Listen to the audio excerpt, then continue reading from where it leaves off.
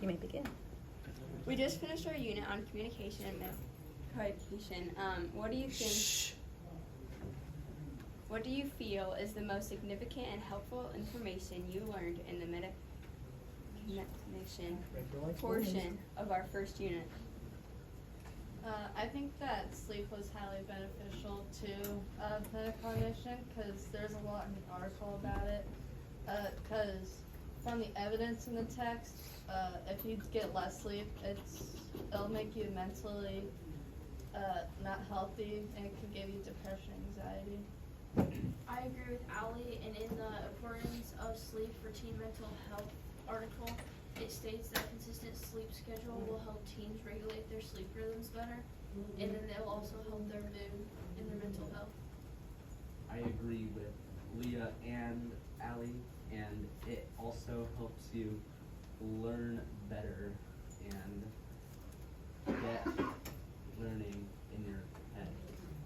Going off what Kada said, like, if you don't sleep that well at night, then, like, the information, like, won't be in your brain as long.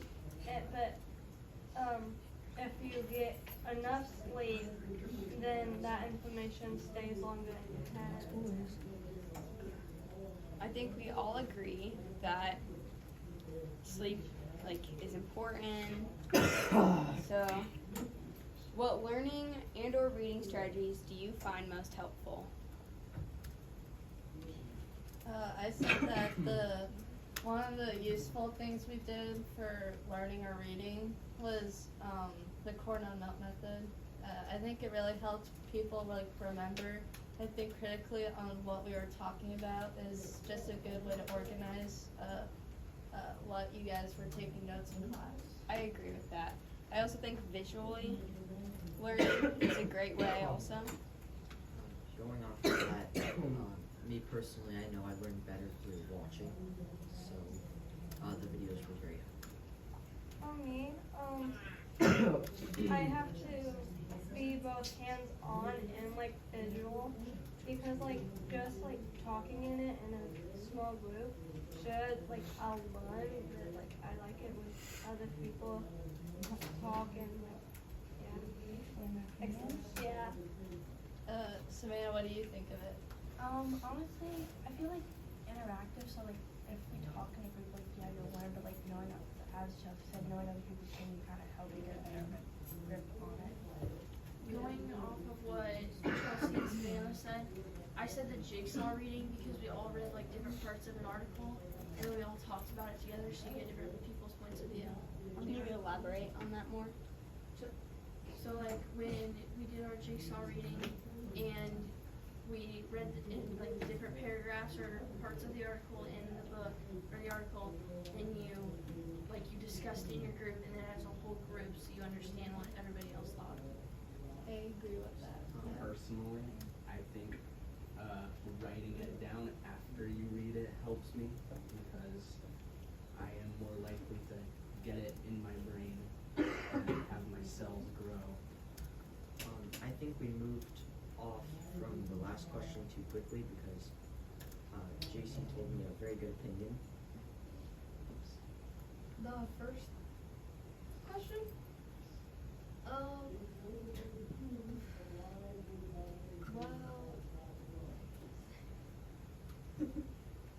Maju, what do you think? You said right We're on the second one, right? I'm more like a visual learner. I think there are many different ways we learn. Not everyone's the same.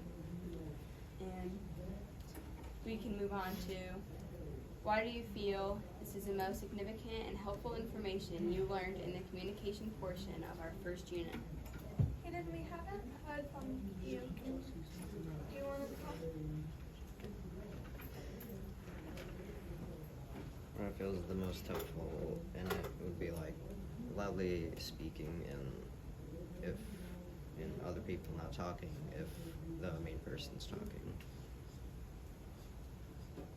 I think our phones really damage our communication conversation because evidence from the one of the texts said that more and more conversations are extremely fragmented because everyone is in and out of conversations at hand due to phones, and like I think phones really damage our communication skills.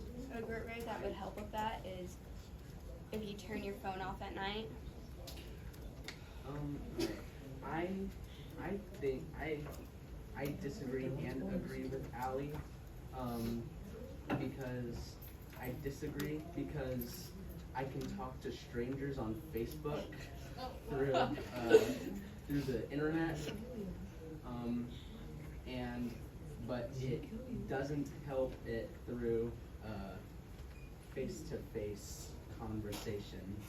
So Yeah, especially when you're like long distance and like you need to like tell them something. Yeah, I agree with that. like my uncle from Saudi Arabia. Oh yeah. Yeah, he lives in or my great grandpa who lives in the Great Pyramid of Giza. That's cool. I agree with Prada because like phones like can be helpful and a distraction. It's just how you use them because they can help you learn. Like Google, if like we didn't have Google, then there would be so much things we would be limited to, and that we wouldn't expand like a learning. Yeah, sometimes you can catch yourself on your phone. You're only going to be on it just to check a message, and then you find 2 hours later you're scrolling through TikTok. Jason, Alright. Well, I agree with you, and then I disagree because I think like phones give you more ability to communicate with people because like on Snapchat you can talk to your friends or texting you can text your mom if you need something. But then again, I do agree that it does draw you out of the conversation you're having like in person. I disagree mostly with what you said because it doesn't matter if you have a phone or not. It matters how much you use your phone. Well, Or if you can focus on a conversation and not be on your phone. That's the real like question. And then also from an article, Tanner, another evidence I got was that studies show that the presence of a phone on a table, even turned off, changes how people talk. If two people are talking, there's a phone sitting at the table, each feel less connected to each other. And I got that from the boredom, intelligence, and cultural intelligence. I agree with that. Are we on the third? There's a solution to that. Just don't bring your phone everywhere or leave it somewhere. Well, a lot of people bring their phones everywhere because they need it. They need to text if someone. they need it for work, maybe. So no matter what, people just won't feel There are emails connected. for school too. Like if you're not gonna pull out your computer every time. But there's I check my also emails like the article that we read, the same article that you cited, that had the person that left their phone by the door and only could use it as soon as they were out of the house. Yeah, but she only did that. The person only did that like at night, so then she could focus on her family and stuff. But yeah, at work, so you're having a conversation, you'll still feel less connected because you'll have your phone with you and everything. Anna, what do you think? I agree with Allie, like, sort of. Like, it can less connect you in the conversation, but at the same time, it, like, keeps you connected to people you don't get here, so it's kind of a, like, 50-50 thing there. I think it all just depends on how attached you are to your phone. Yeah. Like anyone can have a conversation with someone in person, but if you're having a conversation on your phone during your conversation in person, then it's gonna affect the conversation. I definitely Both conversations. Manji, would you like to add on to that?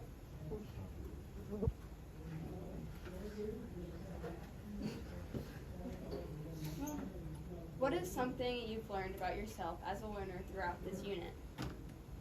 I learn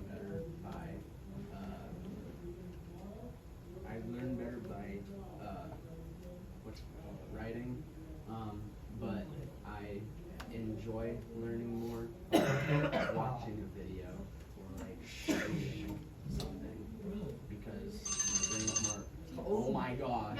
Finish your thought. Finish your thought. Because I think it's more enjoyable to read something or watch a video